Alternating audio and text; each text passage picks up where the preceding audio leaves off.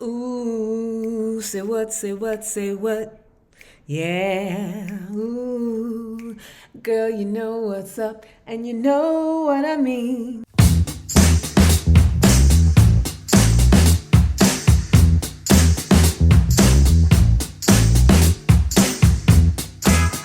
Welcome to Ask for Candy, love and life coaching delivered straight up like your best friend would if she were a licensed and certified mental wellness professional.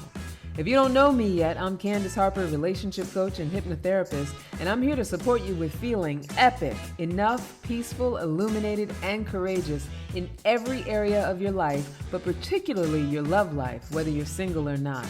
I'm also here to teach all of us how to vibe high and manifest the sweetest possible love in this lifetime. I'm here to teach you how to ask for candy and to get it. If you've got something to say about what you hear, email me your comments and questions, askforcandypodcast@gmail.com. You can also follow me on Instagram and TikTok @CandyLoveCoach. Also, make sure you hit the subscribe on whatever platform you're listening to. Leave a review so I can shout you out. And share with the friends and family that you know will benefit from this spoonful of sugar. Now let's get started. What's up, everybody? How y'all been? It's been a couple of weeks. I took last weekend off, and now I'm back. So I do, anytime I take the weekend off, anytime I take a Saturday where I don't do the podcast, I do feel a little bit like it's been ages. It's been ages since I last saw you. And I remember from the last show, which was You Will Settle or Stay Alone, I said that I was going to have this next show be somewhat of a continuation. So I'm hoping that you have just been on the edge of your seat, just not being able to stand it, hoping that I was coming back very soon with the second part of the show. And if not that, just, peacefully, happily knowing that I would be back again next Saturday. I'm in a very sing-songy mood today. I don't know if you noticed it. I'm feeling like singing out loud. My Joe Frank is on his way to visit, which I'm very excited about. He's bringing me some seafood salad from the Baltimore, Maryland area with actual real crab in it.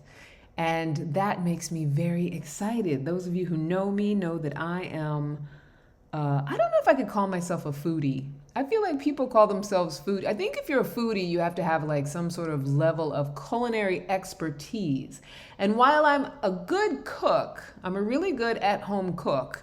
I'm good at slinging stuff together. I got recipes in my head. I can make delicious food. I can follow a great recipe. I don't consider myself to be a chef. And I definitely don't consider myself to be a food expert. I'm one of those people who's like, I'm an inner obese person. So on the inside, and it once was an obese person. So on the inside, I know what tastes good. I know food. Like those of us who have that kind of relationship with food, we know how to make food taste good most often, or what foods we like that taste good. So I don't know if I could officially call myself a foodie, but food is definitely a love language. I say all of that to say, if you ever want to be on my good side, if you want to win my favor, if you want me to think highly of you, bring me something nice tasting. And if it's something that's nice tasting that is also within the parameters of whatever food restriction I'm on, then we'll be friends forever. Right now, I'm not eating the white sugars and the white flours and the refined and processed carbs. I'm laying off all that stuff for a while. I'm not on any diet or anything like that. I overdid it over the holidays, and it shows. It showed up on my thigh meat, showed up on my belly meat. And so, we're gonna dial it back a little bit, calm it down, because nobody needs to be working their way back up the scale. I already got rid of all my old chubby clothes, so we're not about that life. Anyway, that is not at all what the show is about today. Like I said, this show is going to be a continuation of last show. And last show, the topic was You Will Settle or Stay Alone. I know doesn't that sound so harsh? If you didn't listen to the show and you hear that title and you're just like, if you didn't listen to that show, go back and listen to that one and then come back and listen to this one. Because if you didn't listen to that one, You Will Settle or Stay Alone sounds like some sort of, judgmental, shamey kind of, something's wrong with you if you're single, you're not supposed to be single kind of stuff. But it's very, very much the opposite of that. What I really talk about is what settling really is. Like, make a distinction about what settling really is, because I think a lot of us are out here confused. Right? And the reason that we're confused about whether or not we're settling, or at least one of the main reasons that we're often confused, is because we're talking to our friends. So this week's show is called Don't Tell Your Friends. And one of the reasons that I said that you might be settling, or one of the ways that we settle, is that we stay with someone because our friends, our family circle approves of them, even when we don't feel good about them.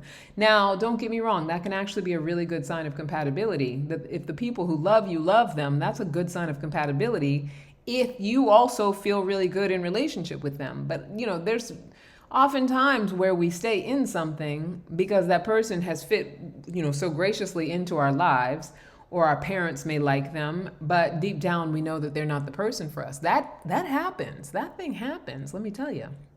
And, we all want a sense of belonging, and it can feel very good to be with someone that our circle approves of, because it reinforces that sense of belonging. And usually if we have a strong circle, they love us no matter what, right? But if they all approve, it just makes it all so much easier, except for when we're actually dealing one-on-one with that person who we may not be really fully in love with, right? That we may not deep down really love. We just desire the approval of the people around us.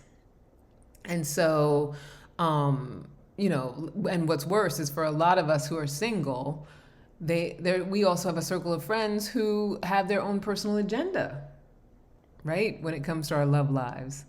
And not that the married ones are any better, because there's the one of us kind of thing where it's like, oh, now you're going to be one of us. So that's great. They have their own agenda as well. And while they may complain sometimes about what it means to be in a couplehood, no one ever truly divulges the compromises and sacrifices that they had to make that came along with avoiding singlehood. And notice I put that very carefully, avoiding singlehood, because, a lot of people are out there having made compromises and sacrifices that are just about avoiding singlehood, not about being in a couplehood, right? Or they're in that couplehood because they dread the idea of singlehood. So lots of reasons why not to share with your friends when you are on a dating journey and you are beginning with someone. That's somewhat of what I'm experiencing right now. The newness of a semi-new relationship and all the navigation that goes along with that, all the ups and downs and all of the, twists and turns and the navigation and the journey and all of the stuff that goes along with that. I'm here to tell you, don't share it with your friends. Now, I know that's like dun, dun, dun, especially for women. We love to sit around and talk about our stuff. We love to share our stuff. We love to have a coffee clatch and go in. We like to, keep them posted what's going on, especially if you have a group of friends. You've been single for a while, and you have a group of friends that have been like waiting for you to not be single anymore, or waiting for some major shift in your love life and want to sit around and talk about it. And your single friends aren't any worse than your married friends when it comes to sitting around and talking about it. And I'm going to break it down today. I'm going to break it down, the reasons why not to share with your single friends, and the reasons why not to share with your married friends. And the most important thing today that you will walk away with, who you should be talking to. Now, I use that word should in a very trepidatious way. You know how I feel about that word should. But there is someone who needs all that sharing and all that talking that you would do when it comes to your single and your married friends. And with a caveat that, yes, there's things that sometimes we need advice, sometimes we need feedback, all of that good stuff. And we'll cover that too. But let's first talk about it. So why wouldn't you share with your single friends? Now, I'm going to mention these things, and I would bet $1 million that all of you have experienced them on some level at some point, whether you realized it or not. And some of you might say, oh, well, now that you say that, That is exactly what I experienced. So, number one reason why not to share with your single friends your new relationship and the ins and outs and how it's going. I can't even tell you how many people, when I first, those of you who've been listening know that early on with me and Joe, I brought him on the show and we did a show together. And the amount of like phone calls and interest calls and emails and text messages of people who, well meaning, love me, really care about what's happening, who wanted to know the scoop, wanted to know the story. And nothing wrong with that, right? But when you've been one way, whether it's married or single, for a long time, there's a little bit of pitfalls in talking about your transition from one to the other. Right? And a lot of times, even the most well-meaning of people will say and do things that don't support what you're up to. And I'll get to what I mean by that. So, like I said, the most well-meaning of friends, single friends in particular, will have all kinds of judgments. Now, different friends handle judgments in different ways. Some are very straightforward. They'll say some judgmental stuff that's, about whether you can trust that person. Trust that person. They'll maybe, I have a good friend who I've known forever who just like, it's a full interrogation. Anytime I mention anybody that would have been a possibility, and then this time around, it's like, oh, I'm in a new relationship. It's a full on interrogation, like looking for anything that could possibly be wrong with this person. And it's well-meaning. It's very loving. Like, I love you. I want to make sure that this person is good for you. But let me ask you all of these questions until you feel like a sense of like exhaustion of like, well, why am I being put on the hot seat about this person? Because I'm just getting to know them as well. And so that is not a good energy for the start of a relationship. That's not a good energy to have around getting to know a person, is when those seeds of doubt and I'm interrogating you because what I know about your past relationships, or I'm interrogating you because I feel like I need to filter out on your behalf, or all of that, it plants little seeds in your mind, little seeds of like, well, any insecurity I might have about it, maybe my insecurity is correct, because now here's this person who loves me, who I've known for a long time, and they're asking me all these questions. So now I got to start wondering. And then it's so easy to go down that road of, am I doing the right thing with the right person? Am I making the right decision, when you were feeling fine before that conversation? Right? Or maybe you weren't feeling fine and that conversation triggered something within you. It brought it out in you.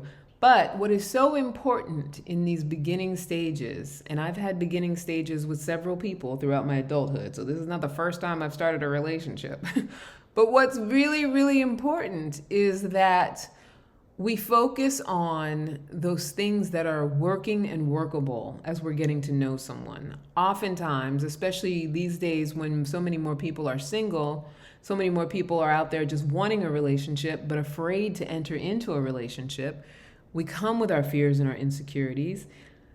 It's in our best interest to focus on those workable, wonderful things. Because if you start to focus on those not so great things that you don't necessarily love about that person, and I don't mean, hardcore deal breakers, like, they're an alcoholic, or, they just got out of jail or something like that. And even that one's a little iffy, because you never know somebody's story. What if they were an activist or something like that? Anyway, I digress.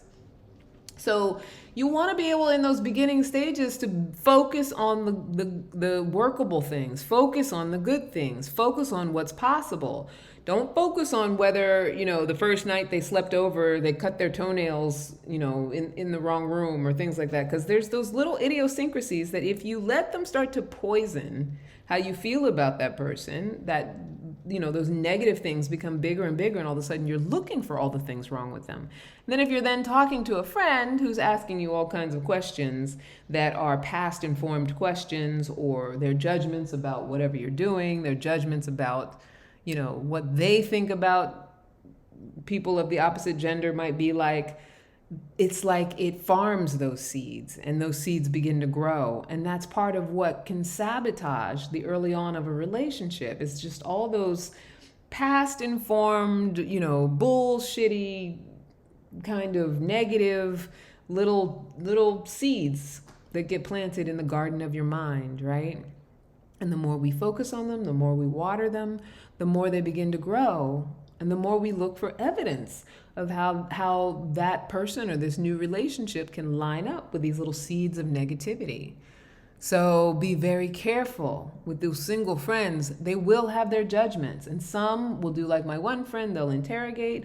Others will make commentary that's very not you-centered, very them-centered. Like, this is how it's gone bad for me. Like, I had another friend who I was explaining, and I know she meant well. She's very loving, and she was curious about how the relationship is going. And I have to take responsibility because I wasn't like, oh, it's all hearts and flowers and perfect.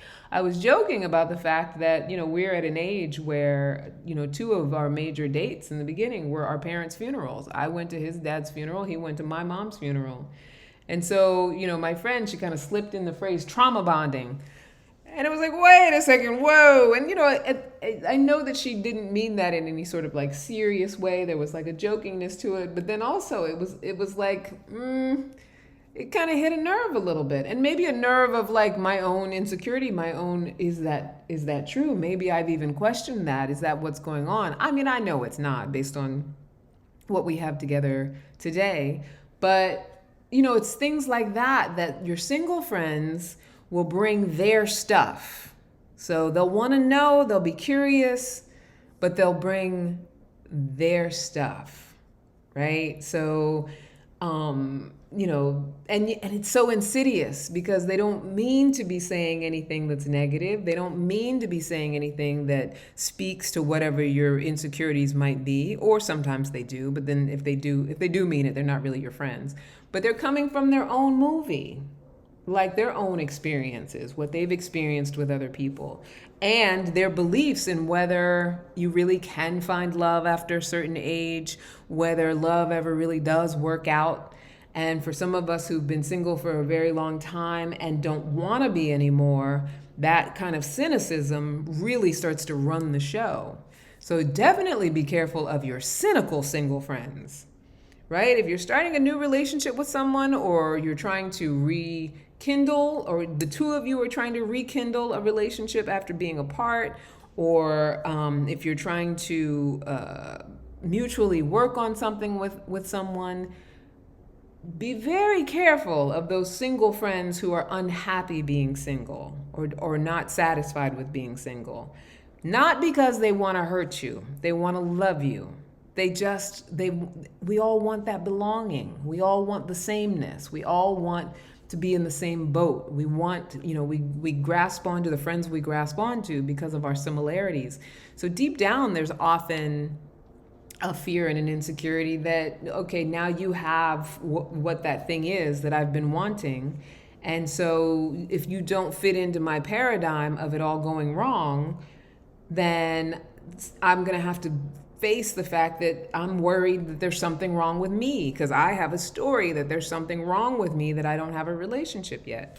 Which is why, my sweet loves, that I work so hard to make sure that above all else, all the things that I talk about, that we all understand that being in or out of relationship is no indication of whether you yourself are right or wrong as a person. It's absolutely no indication. Some of the most fucked up people I know have been in relationships for a very long time.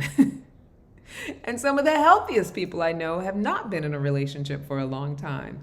So you can tell when someone's in that story, believing that cultural story, something's wrong with me because I'm single, because they have a cynicism about love, and a belief that something's always going to go wrong, or that I should always be looking for what's wrong, right? And that was another friend of mine. So number 2 for why not to share with your single friends is because with a single friend, specifically with a single friend who, is always looking for something wrong with the people that she's dating or he's dating, whether you share something good or share something bad, you won't win.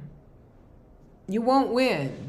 Because if you're dealing with someone who always has something negative to say about everybody that they date, you could go with the negative stuff, right? And then you can sit and kiki and have a common bond based on all the negative things you can come up with. I mean, I can't even tell you how many girlfriend conversations I have had where it's about making fun of whoever we're dating or whoever we've dated or who we've dealt with, our dating stories from the past.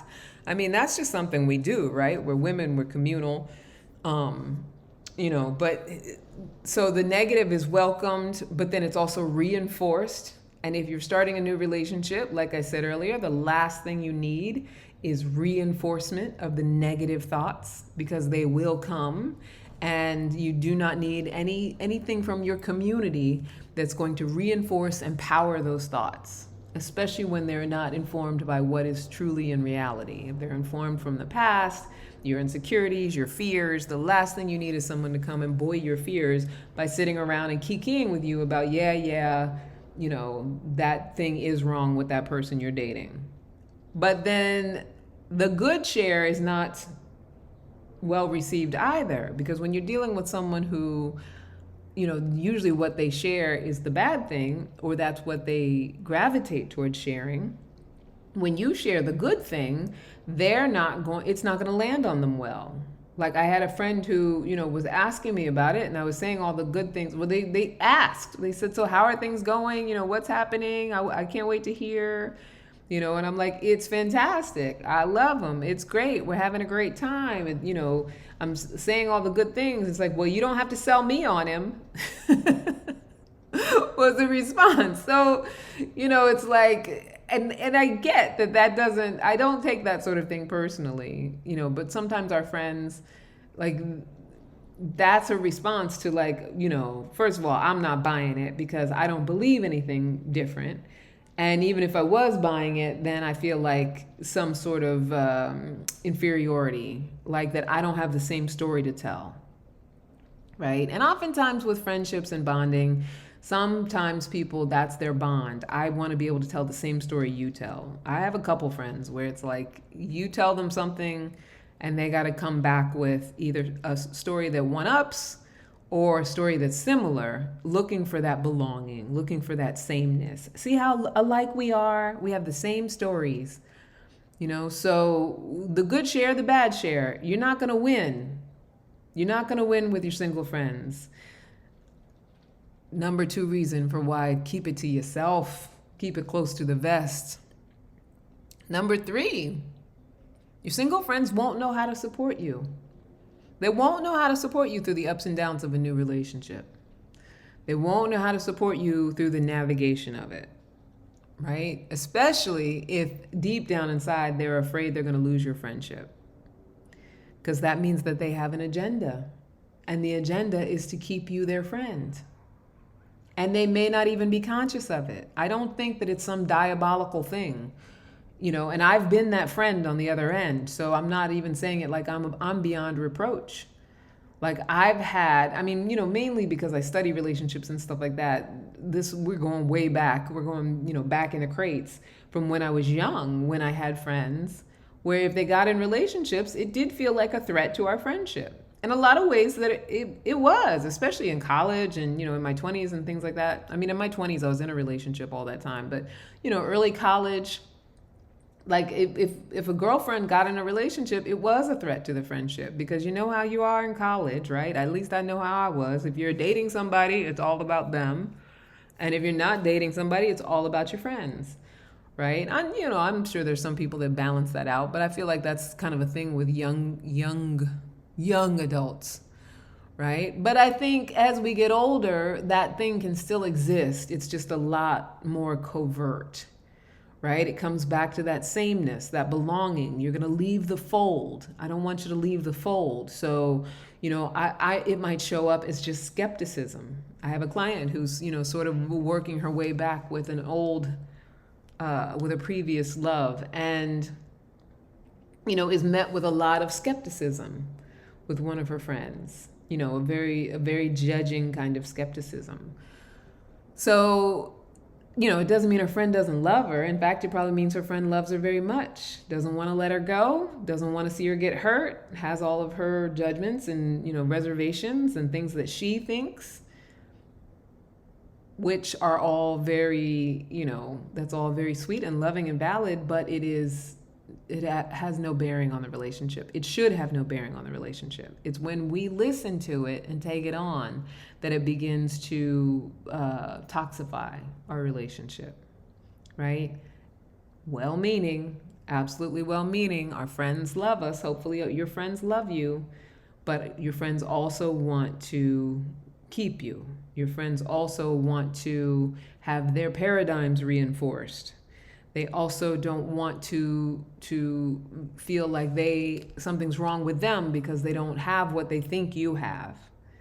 Or they don't want you to start to think that you're advancing past them. There's like there can be a competitive thing, and it's not unreasonable. It's human behavior. It's how we are as human beings. We want our friends, our circle, our closest people to all be in the same boat. We want to be able to relate with each other in that way. We want that sameness. And that's what we gravitate towards, even unconsciously, even when we don't even know we're doing it. So yeah, they won't know how to support you, especially if they're afraid they will lose you. And they'll likely be afraid they will lose you when you get in a relationship. They will listen for evidence that you will be returning to the fold. So, this is like what I was talking about earlier. If you talk too much about anything negative or anything that's a reservation or anything that sounds like it requires advice, they want to find the evidence for why this is not going to work out. And it's unconscious. It's very unconscious, but they want to find that evidence. And that's what they want to reinforce a lot of times. That's what they want to support. Well, girl, you know how men are. Well, girl, if that's what you're going to put up with, if that's really what you want, yeah, that wouldn't be me.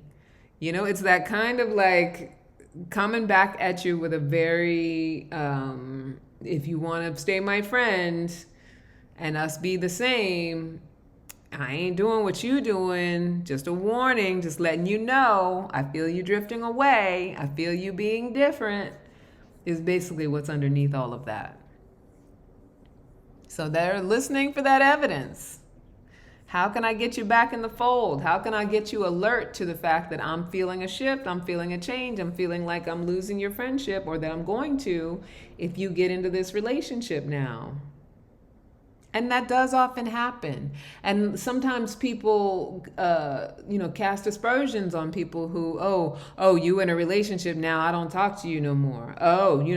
That's, she's that bitch. If she has a man, she don't want to talk to nobody. But, one thing that we fail to see, yes, that does happen. There are friends who completely disappear if they get in a relationship and maybe even come back when they're out of a relationship. But we can't begrudge people their time in space to be with someone that they're having a love relationship with. If someone is enjoying a connection with somebody, it doesn't mean that their friends aren't important. And as long as they're not skipping out on their word to you or, leaving you high and dry, pretending like they're going to hang out and then not hanging out with you, blowing you off in the sense that it's like, I don't know, just not answering your phone call or answering your phone call and not really wanting to talk to you or whatever. As long as they're saying like, this is what's up, this is what's going on, and, this is what I'm doing right now. And we may not spend as much time together, but, here's an alternative way we could spend time together. Or, as long as they're aware of it, you got to let them have their time. Everybody deserves to have their time the way they want to have it. And if that means spending a majority of their time with a new love, we got to be willing to let people do that. We got to be willing to let people do that. That's one of the most special things. And it's such a wonderful thing to experience. And so in as much as it might be hard, and I've been there, as hard as it can be as a friend, when your friend goes off with somebody else, it sucks. Right? But if you really love that person, and I know this is going to sound so airy-fairy and Pollyanna, if you really care about that person, you care about their happiness, you want them to go be happy for as long as they can. And if it crashes and burns, you as a friend, you want to be able to be there for them. And if they fell out of their word with you and blew you off and treated you badly, be able to communicate that. Like, look, when you got in this relationship, you just started blowing me off and you didn't want to hang out with me anymore. You don't want to have anything to do with me. And talk about that. Like, clear all of that up. But don't begrudge someone wanting to go and have their relationship. Let them do that. We're human beings. We love love. We love to find someone that we love. When we begin with someone, especially those early stages of relationship, we want to spend time with that person. We want to be able to, go places and cuddle up with that person and feel unencumbered. And it doesn't necessarily mean that we don't love our friends, but particularly for people who've been single for a while and hanging out with friends for a while, a love relationship is a wonderful transition. And as long as everybody does it respectfully, there's no reason to cast negativity on someone's wanting to go and have their time with their person. Because we all get our moment. Everybody gets their time. And everybody needs that understanding that their time and their time with the person that they love or that they think they might love is valuable and that they are entitled to it. They're entitled to the time that it takes to get to know that person, to spend time with that person, to just be free to, like, if they want to see that person and that person wants to see them every day and that's what they're doing right now, like, that real friendship is being able to be with that and understand, even though you miss that person, that they are entitled to have a love experience and they're entitled to have it any way that they want to. I know it can be hard. Trust me, I've been on the other end as well. We all have our moments where we're either the one, who's been laying around naked for 3 days with the new boo and not wanting to call anybody, or the one who is like, well, what happened to you? We were going out every weekend and now all of a sudden you have no time for me, right? We'll all be in that position at one time or another. We might be in it several times, in and out of life. But it is very important when we are in that friend position that we're able to say, you know what, do you have your boo, do what you got to do, and be willing to go with whatever shift that may be. They may end up not working out and then your best friends all over again. They may end up working out and having a great relationship. So that means there'll be a shift in the relationship that you have with that person. But then there's also the possibility that you'll then meet somebody and then all of a sudden you'll be all hanging out together at some point. But that's not going to happen if we sit in resentment, when we resent each other for, changing how we schedule life and things like that. And then the very last one for why you should not talk to your single friends about the beginnings of your relationship is they will mirror all of your insecurities rather than empower you. So even the best of the best, the single friends who, from your single circle, they may want it for you. They may want to see you happy. They most likely want to see you happy. But what they will do is mirror your insecurities, which means that if there is anything that you are insecure about as far as the beginnings of the relationship, if there anything that you're questioning or might have negative feelings around, that is what they're going to pick up on. That is what they're going to mirror. That is how they're going to respond to you. That is how they're going to advise you from a place of, you ain't got it together. You may think you do because you got a man, but you got problems. And you have to own that that's the energy that you're bringing, right? And they're your friends. And your friends, that's what we do. That's why we're friends, because we mirror each other. We mirror and match each other's energies and oftentimes ways of being. So don't talk to your single friends about your new relationship and how your new relationship is going. If they ask, just say things are good. Things are working out. And if it's a friend that you usually tell all the details to, let them know. I'm not telling all the details. I want to navigate this for a while. And then, if it gets to a point that I want to share it, then I'll share it. But I'm kind of like, I'm enjoying this sort of like, navigating this with this person. I'm in it. I'm in this. But if it gets to a point where I need to share, I'll share. But I'm good right now. I love you though. And it doesn't mean we don't love each other as friends anymore. We just don't need to sit and chit chat about, either my complaints or all the great things that are going with this person, right? There's a million other things to talk about. There's world events going on. There's communities that need contribution and help and support. There's shopping to do. There's all kinds of things to talk about besides the ins and outs of our private relationship, our personal romantic relationship. And I say that, like, there's people from my past who would be like, oh, who is that? Is that Candace saying that? Candace, who used to tell all her business to everybody? No, that's not Candace saying that. She used to tell all her business. Everybody at the job knew who Candace was dating. Trust me on that. I'm not proud of it, but I'm definitely somebody who used to always talk about my stuff. And even now, like I said, the reason that I have examples of how girlfriends have responded now is because when I kick myself, I'm like, you know better, Candace. You know you're not supposed to just be talking to girlfriends, specifically single girlfriends, about what's going on in your new relationship. Just do it. Do your new relationship, and then, depending on whether it works out or not, you can talk about it after. After it's not so new anymore, and you've moved on to different phases or whatever, maybe then, if you really want to, if you really have to. But, I'll get to the reason for why you won't want to, why you don't really have to.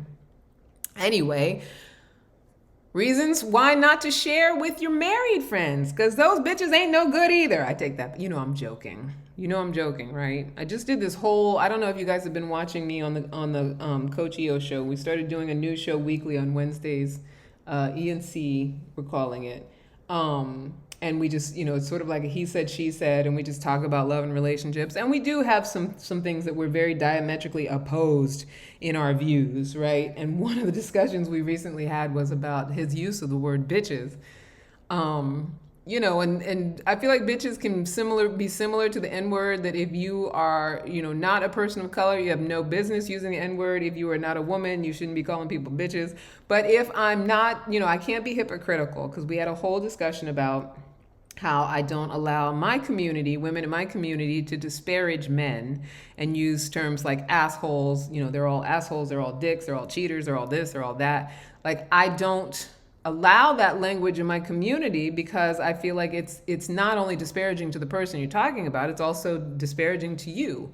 Like, that's how you disrespect yourself. First of all, that you set up that belief that that's who you're dealing with as far as the people you want to be in relationship with. And, I believe in what we put our word on. What we put on our word on is what we experience. So if we're calling everybody an asshole, then, surprise, surprise, no wonder you're meeting one asshole after another. And so, I kind of broke it down to him that I did get a little bit of a kickback on, being on a show with someone who refers to women as bitches. He's got a whole paradigm that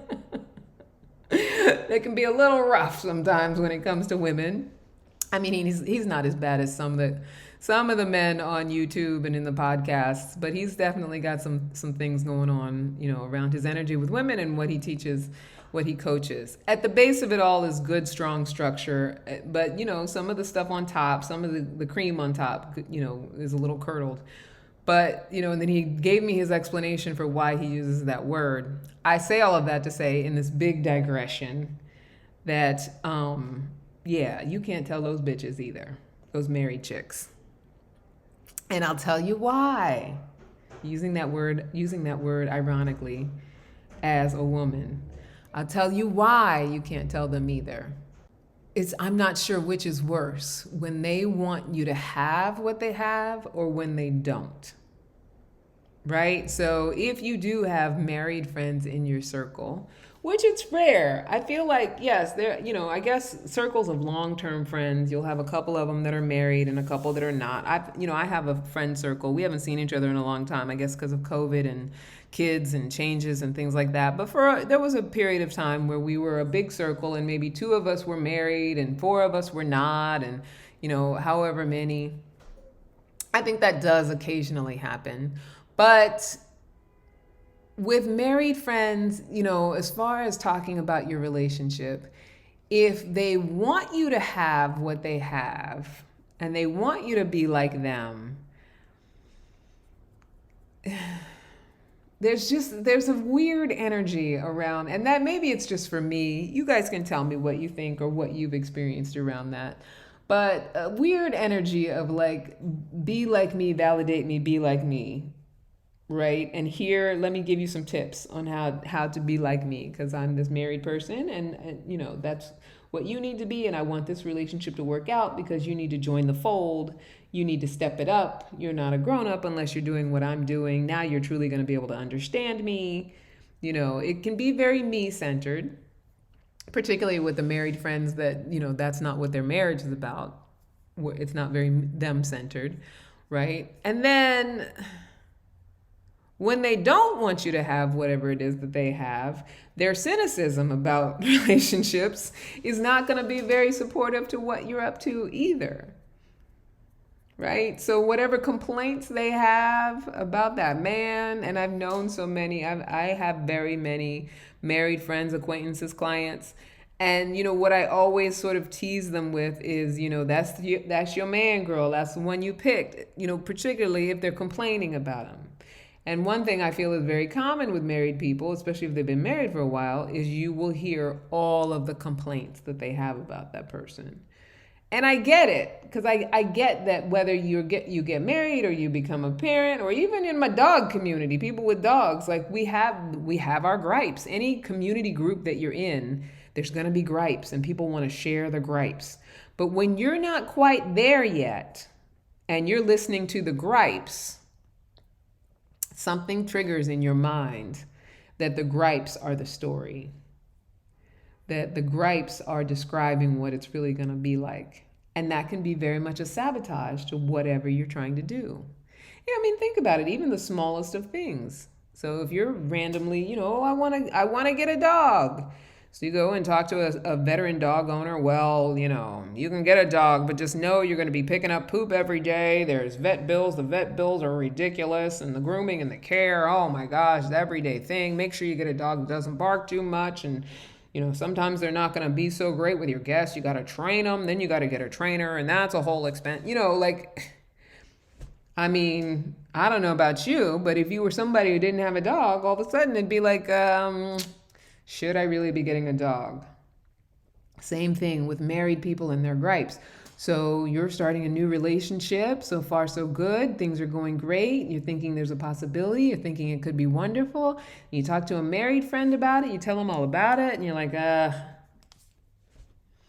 well, you know, just wait until they stop leaving the toilet seat down, or, you know, you find shit in their drawers, or they don't empty the dishwasher, or they get on your nerves, or every time you try to talk, they say they get on your nerves so bad that, you know, they got angry about that dumb thing, and, you know, now they're mad at me about this or mad at me about that. It's like, oof, it'll take the wind right out of your sails. Now, I know we're powerful women out here. I know it's not like you're like, and men, it's not like you're like, oh, you know, because of somebody else's situation, I'm just going to cave. But this is how the seeds get planted. Listening to these gripes about what it means to really be in a relationship with somebody when you're at a new stage, a new phase, just trying to know someone and get to know them. You hear somebody else's complaints and you start to look for sameness. Well, where are my complaints at? Oh yeah, you know, last time he was here, he left his dirty socks on my bed. You know, things like that. It just reinforces. Another reason why not to talk to your married friends is because depending on how long they've been married, they may not have much of a frame of reference for current single coupling, like what that really is to look like. You know, I've known people who've been married for decades. And dating myself, I know that, but married for decades. That means you got together when you were quite young. So if I talk to you about what's going on and you have no frame of reference for what I'm even talking about, you might say positive things. I'm not saying, don't get me wrong here. I'm not saying that everybody you share with, they're going to say something negative. What I'm really saying is that when you share with these people, don't have any expectation, and you're better off if you don't. For the most part, 9 times out of 10, you're better off if you don't share your details. So, you know, you share your details, and here this person is, they've been married for, 3-4 decades or whatever, and they don't even remember what it's like to have that brand newness or navigate that brand newness. And they especially don't know what it's like to navigate that brand newness at a different stage of life. Because let me tell you, when I was getting into a long-term relationship at 19, 20, 21, that was a whole different ball game than getting into a long-term relationship at 50. Trust me when I tell you, it's a whole different ball of wax. And it's not bad or it's not good, but it's just a completely different thing. It's a completely different process. It's a completely, I mean, it's such a different thing. And I actually could do a whole show around what does it mean to really start a relationship at 50, which I will say that Joe and I have been recording podcasts, the Sweet Love podcast. We've been recording, talking about it, just having our conversations about it. We will be releasing it soon because it is a whole different experience. So number 3, why not to share with your married friends? Because your business will be their spouse's business. And if you don't want your business to be their spouse's business, maybe you don't care. Sometimes you're close enough to a married couple, you have married friends, you don't mind your business being their spouse's business as well. But, not always the best scenario, especially if it ends up not working out, especially if their spouse is also an advice giver, somebody who likes to chime in, somebody who likes to, rib you a little bit, tease you a little bit, say off color things. And by off color, I mean like, things that might be, oh yeah, what, he wants you, you know what I mean? Like whatever it might be. Not always best to be sharing the details if you don't want more than one person to know with a married person. With a married person, just know that more than one person is going to know whatever you're telling them. Whatever you're telling them, you're telling both of them. Especially if they really get along well. Even if they only get along moderately, even if they kind of just like each other a little bit. Whatever you're telling your married friend, you're also telling their spouse. They will offer advice when what you really need is the truth about what they experienced, right? So a lot of times you talk to married friends about a new relationship and how a new relationship might be going, and the first thing they want to do is lay down all this advice, but you're not them, and the person you're dating hopefully is not their spouse. So whatever advice they give you is based on their own experience. So it's like, just share your experience. If you want to talk about something with me as far as relationships are concerned, tell me about your experience then. Right? Because the advice for how you did it, or the advice for, what you do or how you navigate all of that stuff, that is not helpful for my relationship because I'm a different person and the person that I'm dating is a different person. Right?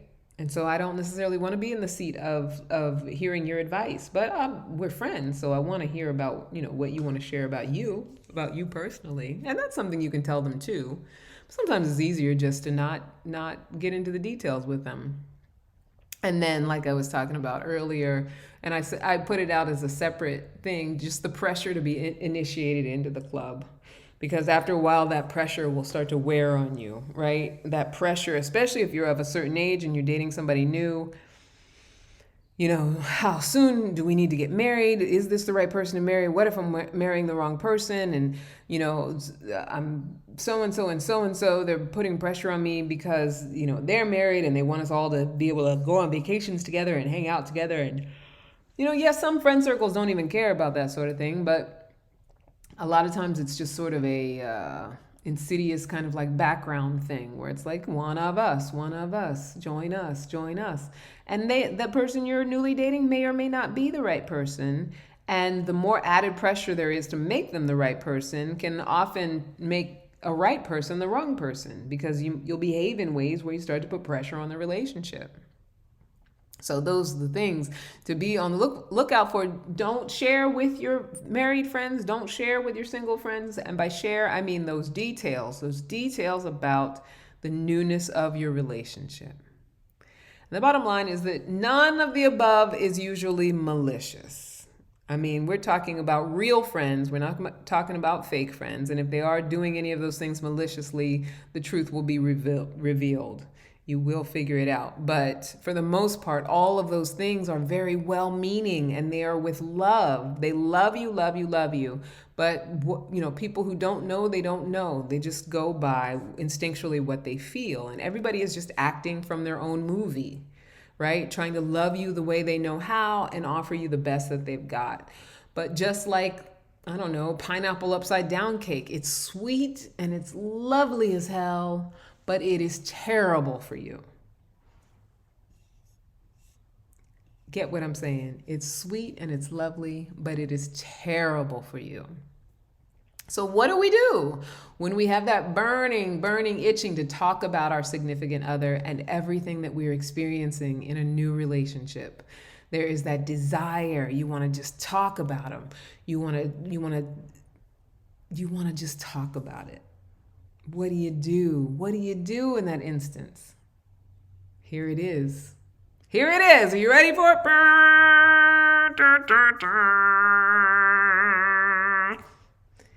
You talk to your significant other. You tell him or her all about it. You stay in the business of relating with that person. You talk to each other.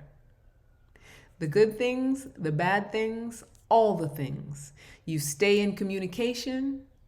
You tell each other how much you like or you don't like the things that they do, or that you let them tell you the things they like or don't like that you do.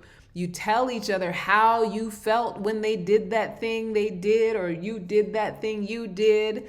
You talk to each other. You talk to each other. When the sex went great, you let them know. When sex didn't go so great, you let them know. You talk about it. You don't get on their case and criticize them, but you talk about it. You get all those conversations out with each other. How are things going in this relationship? You talk to each other, because that's what relating is. It's a relationship. That's what your significant other is for. It's not, let me have this experience with this person and then go tell somebody else about it. And again, I'm not saying that from up on a pedestal, because it is a practice that I have perfected my whole adult life, which is why I'm so painfully aware that it is one of the worst possible things that we do when it comes to causing sustainability and success in a relationship, is not talking to the person we're with about all of it. The good things, the bad things, all the things that come up, the questioning things, the things we're concerned about, the things we're worried about, the things we're happy about, the things that have us in ecstasy, the things that, have us joyful, whatever it is.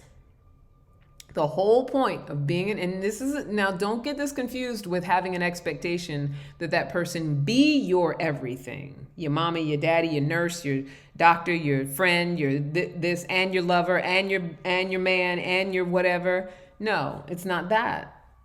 It's not that at all, because you're not talking to them for the sake of them trying to fix things. But when things need to be fixed, the best way to fix them is to talk to each other, to cultivate communication between you. And it's crazy to me. Oops, hear the sirens. Now you know what I'm talking about is intense, because there go the sirens. But it's crazy to me how many, I don't want to judge it. Let me take back the judgment of crazy. But, the real, just, I don't know what the word even is for it, but the fact that so many of us are in relationships or in and out of relationships, and the person that we're with, although we do talk to them on some level, obviously, we have conversations with them, we do talk about things with them, all those real things that are actually important, we so often want to take somewhere else. We want to take out of the relationship. We want to talk to our mama. We want to talk to our girlfriend. We want to talk to, whoever else, our coworker at work, about issues that come up, questions that we have. What should we do? What's going on? How should I interpret that? What did that person mean? Why did that go that way? Why did it not go that way? Or whatever. When the only person we should be talking to is that person. Because that is all part of the get to know you process. And part of what will have the relationship be sustainable is that you develop the mastery, the practice of communicating with each other. And I'm complete. So keep it surface with your friends. It doesn't mean you don't love your friends. And like I said, if you're like me, talking about your relationship exploits is like second nature. But if you're like me, you also know that ultimately it is a sabotage. The purpose of our relationships is to relate, nothing more, nothing less. And unless you have a problem that the two of you can't solve without professional intervention, take it to your partner. Talk to the person you are with, that you are building a relationship with. Talk to them, talk to them, talk to them. And that's it for this week, my sweet loves. Talk to your man, talk to your woman, talk to your potential partner. Talk to them about what's going on. That's the big takeaway for today. Anyway, so thank you for being with me. This hour goes by so fast. Thank you for another week of Ask for Candy. Listen, we're back on YouTube. So these last, I would say, 20 or so shows that I've done are already on YouTube. I'm going to try to, I don't know if I'm going to get all 4 years in there because I got some videos that are like on Facebook. I got to find them and, get the audio off of them. But there's at least 20 shows on YouTube right now. This one's going to be going on YouTube probably, well, maybe not for a while because I'm going to start these. I don't know when I'm going to start these. I'll figure it out. Anyway, subscribe, Candace Harper Love Coach on YouTube. Subscribe and you'll get a random show every day and you can pick and choose. It might be one you've already heard before or it might be a new one, but you love listening anyway, so it doesn't matter. Does it really matter? It's us. It's us. Does it matter if it's an old or a new conversation? You listen to an old conversation, you might hear something you didn't hear the first time around. So definitely subscribe on YouTube. Get on YouTube, get on YouTube, get on YouTube. I love you so much, my sweetheart. It's been a wonderful time. Don't forget, I'm doing complimentary 2-hour coaching sessions for those who qualify. So get on over to, or just email me, Candace@CandaceHarperLoveCoach.com, and I will send you the link to schedule. And it'll have a little questionnaire to see if you qualify, because you got to get approval to get a 2-hour complimentary coaching session. And then I do believe that's it. Oh, also you can go on heal.me if you are looking for just a one-off hypnotherapy session, because I might do my healing hypnotherapy around physical ailments, things like depression and anxiety. Well, depression and anxiety is the hypnotherapy package. But if you have problems with pain in your body, diagnoses that you've gotten, things that you're battling physically, that you have evidence in your body that things are going on, things that you want to shift in your body, any kind of addictive kind of stuff, hit me up. Heal.me/CH hypnotherapist. So you got to make sure to spell hypnotherapist right. Heal.me/CH hypnotherapist. And schedule a one-off hypnotherapy appointment with me. You would be amazed. I'm out here curing people's shit, straightening people's backs up and getting their digestion right, and all the different little symptoms of getting your womb and your reproductive system running back to running order. And I'm working with people who got PCOS, all kinds of different things going on. If you want to get to the heart of the emotional problems that are causing these symptoms, sicknesses, and diseases. Anyway, I love you, love you, love you. Follow me at Candy Love Coach on Instagram, TikTok, or Twitter. Candace Harper Love Coach on YouTube. Email me, askforcandypodcast@gmail.com. And that is it, my sweet love. Until next time, never forget that you are a love machine. If you ever start to feel like you aren't getting the love you need, just make more and then ask for candy. I love you so much. Mwah, mwah, mwah.